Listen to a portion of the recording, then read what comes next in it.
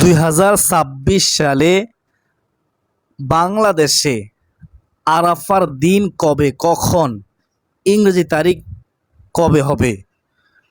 আরাফার রোজা কয়টি রাখবেন? একটি রাখবেন নাকি দুইটি রাখবেন? রোজা রাখার নিয়ম কি? রোজা রাখলে কি পুরস্কার দিবেন আল্লাহ তাআলা? রোজার নিয়ত কিভাবে করবেন? মনে রাখবেন, রোজার নিয়ত করতে হবে। আমি গুনাহগার বলে দেব রোজার নিয়ত, আপনারা জানতে পারবেন ইনশাআল্লাহ।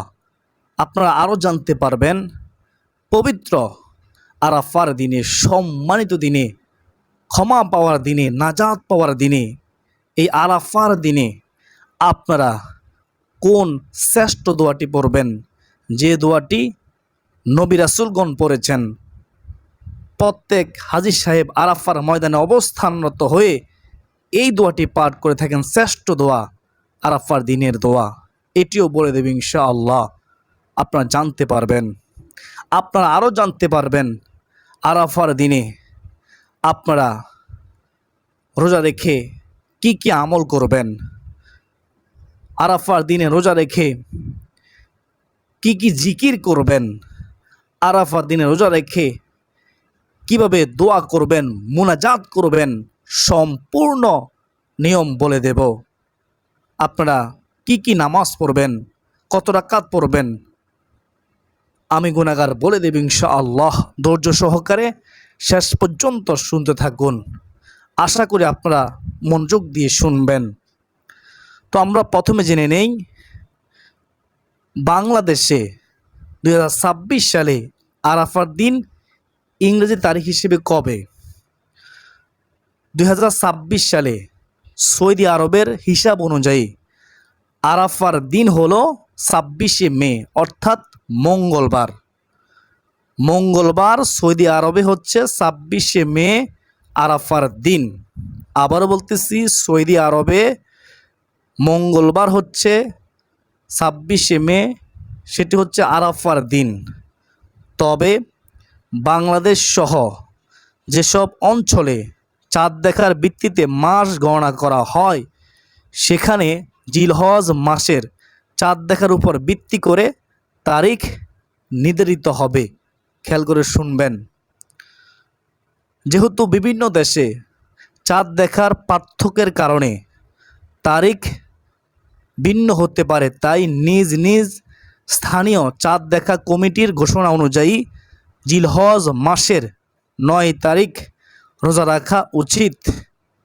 কি বুঝতে পারলেন? আমাদের বাংলাদেশে 27শে মে বুধবার হচ্ছে 9 জিলহজ, আর বৃহস্পতিবার হচ্ছে 10 জিলহজ, কোরবানির দিন। তো ইংরেজি তারিখ হিসেবে সৌদি আরবে হচ্ছে 26শে মে মঙ্গলবার, আর বাংলাদেশে ইংরেজি তারিখ হিসেবে 27শে মে বুধবার হচ্ছে আরাফার দিন। আশা করি সকলে বুঝতে পেরেছেন। চাঁদ দেখার উপর নির্ভর করবে, অনেকে ভুল বুঝে। প্রিয়দিনী ভাই বোনেরা, আরাফা রোজা কয়টি? দলিল শুনেন। আরাফার দিনে রোজা মূলত একটি, অনেকে দুইটি মনে করে। আপনি চাইলে দুইটি রাখতে পারেন, কিন্তু রোজা একটি, 9 জিলহজ, অর্থাৎ যেই দিন হাজিরা আরাফাতের ময়দানে অবস্থান করেন সেই দিনেই রোজা রাখতে হয়, 9 জিলহজ। রোজা কয়টি রাখবেন? আরাফার দিনে রোজা মূলত একটি, তবে কেউ যদি এর আগে বা পরের দিন 8 বা 9 জিলহজ সহ মোট 2টি রোজা রাখতে চান, তাতেও কোনো বাধা নেই। তবে মনে রাখবেন, আরাফাতের দিনের মূল রোজা হলো নির্দিষ্ট এই একটি দিন, আরাফার দিন। বেহেশতের মতো সুপ্রিয় দর্শক, এখন শুনুন রোজার নিয়ত কখন, কিভাবে করবেন আরাফা দিনের রোজার নিয়ত। শেষ রাতে সাহরি খাওয়ার সময় আপনার মনে এই ইচ্ছা থাকা যে আমি আগামীকাল আল্লাহর সন্তুষ্টির জন্য আরাফার রোজা রাখতেছি, এটাই আপনার নিয়ত হিসেবে গণ্য হবে। মুখে উচ্চারণ করতে চাইলে সহজভাবে বলতে পারেন, হে আল্লাহ, আমি আগামীকাল তোমার সন্তুষ্টির জন্য আরাফার একটি রোজা রাখার নিয়ত করলাম। এভাবে নিয়ত করলেই হয়ে যাবে। আরবিতে নিয়ত করতে হবে এমন বাধ্যবাধকতা নেই। গুরুত্বপূর্ণ কথা, আরাফা রোজা একটি নফল ইবাদত। রাখলে সওয়াব আছে, না রাখলে কোনো গুনাহ নেই। নফল রোজার নিয়ত সুবহে সাদিকের পর দুপুর হওয়ার আগেও করা যায়, যদি এর মধ্যে কিছু খাওয়া বা পান করা না হয়ে থাকে। তবে সেহরি খেয়ে শেষ রাতেই নিয়ত করে নেওয়া সবচেয়ে উত্তম। নিয়তের উপর আমল নির্ভর করে। নিয়ত করতে হবে, মুখে উচ্চারণ করতে হবে এমন বাধ্যবাধকতা নেই। আপনি মনে মনে সংকল্প করবেন যে আমি আগামীকাল আরাফা দিনের রোজা রাখতেছি আল্লাহকে সন্তুষ্টি করার জন্য। সেহরি না খেলেও রোজা হবে, নিয়ত করে শুয়ে পড়লেও হবে। অনেকে মনে করেন সেহরি না খেতে পারলে রোজা রাখা যায় না। এটা ভুল ধারণা। সেহরি খাওয়া সুন্নত, সেহরি খাওয়া আমার নবীজি আদর্শ। ইচ্ছাকৃত কখনো ছাড়বেন না। যদি ঘুমের কারণে সেহরি খেতে না পারেন কোনো সমস্যা নেই, আপনার পক্ষে যদি রোজা রাখা সম্ভব হয় আপনি রোজা রেখে দিবেন। আপনি নিয়ত দুপুর হওয়ার আগে আগে করে নেবেন। আশা করি সকলে বুঝতে পেরেছেন। রোজা রাখলে আল্লাহ তাআলা কি পুরস্কার দিবেন শুনেন। দলিল সহিহ মুসলিম শরীফের হাদিস 1162 নম্বর হাদিস।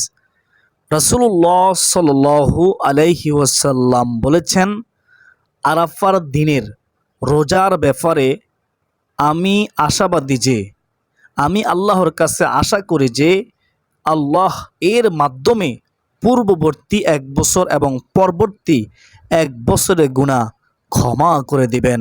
সুবহানাল্লাহ। একটি রোজা রাখতে আমাদের তেমন কষ্ট হবে না, আমরা রেখে দেব ইনশাআল্লাহ। প্রিয়দিনী ভাই ও বোনেরা, তো এখন আমরা জানব রোজা রেখে কি ভুল করলে রোজা কবুল হবে না। রোজা রেখে আপনি যদি গালমন্দ করেন রোজা কবুল হবে না। রোজা রেখে আপনি যদি নামাজের অবহেলা করেন, নামাজ না পড়েন, রোজা কবুল হবে না। ঝগড়া করেন, রোজা কবুল হবে না। রোজা রেখে আপনার সর্ব অঙ্গ প্রত্যঙ্গকে গুনাহ থেকে হেফাজত করার চেষ্টা করতে হবে, তাহলে রোজার আদব রক্ষা হবে। এই রোজা আল্লাহ তাআলা কবুল করবেন। রোজা শুধু উপবাস থাকার নাম নয়, রোজা হচ্ছে সর্ব অঙ্গ প্রত্যঙ্গকে গুনাহ থেকে হেফাজত করা, বিরত রাখা। তো আপনারা অবশ্যই রোজা রেখে গুনাহ থেকে বেঁচে থাকার চেষ্টা করবেন। এখন শুনেন, রোজা রেখে আরাফার দিনে আপনি কোন দোয়াটি পড়বেন। আরাফার দিনে নবী করিম সাল্লাল্লাহু আলাইহি ওয়াসাল্লাম এবং পূর্ববর্তী নবীগণ একটি বিশেষ জিকির বেশি বেশি পাঠ করতেন। রাসূলুল্লাহ সাল্লাল্লাহু আলাইহি ওয়াসাল্লাম বলেছেন, আরাফার দিনে আমি এবং আমার পূর্ববর্তী নবীগণ যে সর্বোত্তম বাক্যটি পাঠ করেছি তা হলো, লা ইলাহা ইল্লাল্লাহু ওয়াহদাহু লা শারীকা লাহু লাহুল মুলকু ওয়া লাহুল হামদু ওয়া হুয়া আলা কুল্লি শাইইন কদির। এই দোয়াটি আরাফার দিনের শ্রেষ্ঠ দোয়া। সকল নবী রাসূলগণ পাঠ করেছেন, আমার নবীজিও পাঠ করেছেন। আরাফার দিনে হাজী সাহেবরা সব সময় পাঠ করেন, সবাই মিলে উচ্চ আওয়াজে পাঠ করেন, সুবহানাল্লাহ। আমরাও আরাফার দিনে এই দোয়াটি বেশি বেশি পাঠ করার চেষ্টা করব ইনশাআল্লাহ। নির্দিষ্ট সংখ্যানে আপনি যত বেশি পারবেন পড়বেন। লা ইলাহা ইল্লাল্লাহু ওয়াহদাহু লা শারীকা লাহু লাহুল মুলকু ওয়া লাহুল হামদু ওয়া হুয়া আলা কুল্লি শাইইন কদির। লা ইলাহা ইল্লাল্লাহু ওয়াহদাহু লা শারীকা লাহু লাহুল মুলকু ওয়া লাহুল হামদু ওয়া হুয়া আলা কুল্লি শাইইন কাদির। প্রিয় দিনী ভাই ও বোনেরা, আপনারা বেশি বেশি দোয়া করবেন আরাফার দিনে। আরাফার পুরো দিনটি দোয়া কবুলের শ্রেষ্ঠ সময়। বিশেষ করে আসরের পর থেকে মাগরিব পর্যন্ত সময়টুকু দোয়ার জন্য খুবই গুরুত্বপূর্ণ। রাসূলুল্লাহ সাল্লাল্লাহু আলাইহি ওয়াসাল্লাম বলেছেন, শ্রেষ্ঠ দোয়া হলো আরাফার দিনের দোয়া। সুবহানাল্লাহ। সুনানে তিরমিজি, হাদিস নম্বর হচ্ছে 3585। আপনারা পবিত্র আরাফার দিন রোজা রেখে বেশি বেশি ইস্তিগফার পড়বেন, আল্লাহ তাআলার কাছে ক্ষমা চাইবেন। তওবা ইস্তিগফারের মাধ্যমে আল্লাহ সবচেয়ে বেশি খুশি হয়। আরাফার দিন আল্লাহ তাআলা বান্দাদের বিপুল সংখ্যায় ক্ষমা করেন। তাই নিজের গুনাহের জন্য লজ্জিত হয়ে বেশি বেশি ক্ষমা প্রার্থনা করা উচিত আরাফার দিনে। দলিল, রাসূলুল্লাহ সাল্লাল্লাহু আলাইহি ওয়াসাল্লাম বলেছেন, আরাফার দিনের চেয়ে অন্য কোনো দিন আল্লাহ তাআলা এত বেশি বান্দাকে জাহান্নাম থেকে মুক্তি দেন না। সুবহানাল্লাহ। যত বেশি বান্দা বান্দিকে, গুনাহগারকে জাহান্নাম থেকে মুক্তি দেন, আরাফা দিনের চাইতে অন্য কোনো দিনে এর চেয়ে বেশি দেয় না।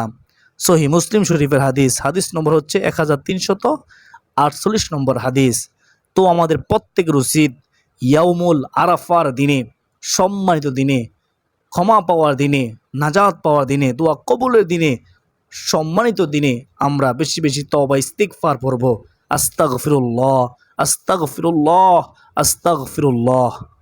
প্রিয় দিনী ভাই বোনেরা, পবিত্র আরাফার দিনে আমরা তাকবীরে তাশরিক আরম্ভ করব ফরজ নামাজের পর থেকে। 9 জিলহজ আরাফার দিন থেকে আমরা তাকবীর দেওয়া শুরু করব। তাকবীরে তাশরিক 9 জিলহজ থেকে 13 জিলহজ পর্যন্ত।